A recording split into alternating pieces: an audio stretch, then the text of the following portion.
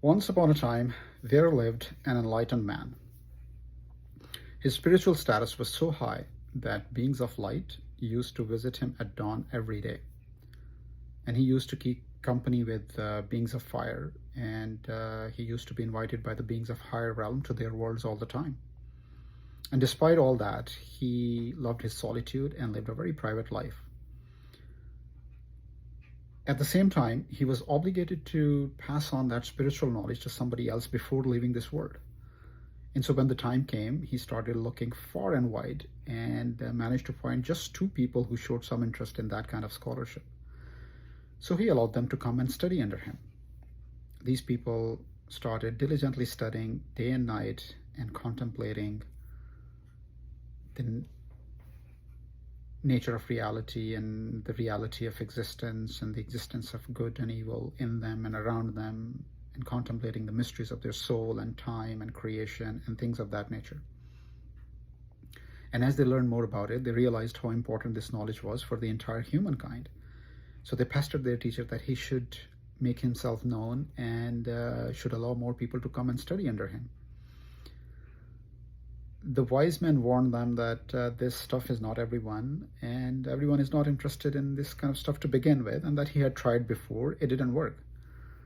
But the students insisted, so the teacher said, okay, for your sake, I will give it one more try, and to make it easy for you this time, I will perform a miracle, and that will hopefully help you bring more people in. And so at the appointed date and time that was announced in advance, he performed a miracle, and people were convinced that he was the real deal. So the students did not have to do much work. People lined up outside of his hut, and he took them in as disciples, all of them, thousands of them. But he soon realized, and so did the students, the original 2 students, that people remained in miracles and not much scholarship was happening there. So they saw a lot of people coming up to them and who wanted him to perform miracles and help them find suitable match for their aging son or daughter, or to help them with their financial struggles, or for their physical ailment. And there were others who wanted to tell him everything that they already knew and how much they already knew. And there were yet others who would take up a lot of time trying to convince him of what they already believed in. But none of these people showed any interest in true scholarship and true learning. So of course, this made the old man, the wise man, the spiritual man, the enlightened man, very sad and frustrated to some extent. So one day he announced that 1 week from now, I am going to deliver a very special lecture, and that everybody should be there and nobody should be missing. So at the appointed date and time and place, everybody gathered. It was a big crowd, thousands of people. He made everybody quiet, and there was a pin drop silence before he could start his lecture. And so when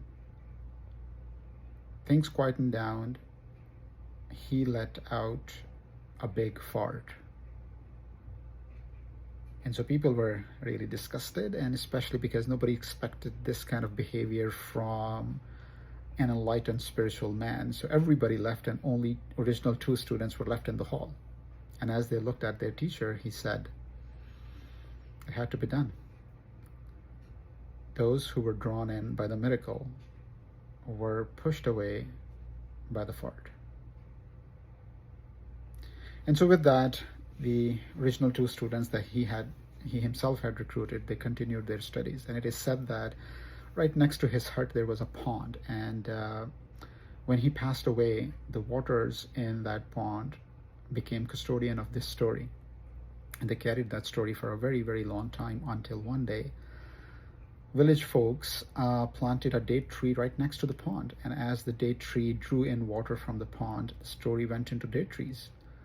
And the kinds of date trees, they carried that story for a very, very long time, until last year I went to my local market and bought some dates from there.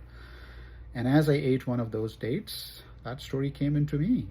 And now I have told you this story to do with it as you please.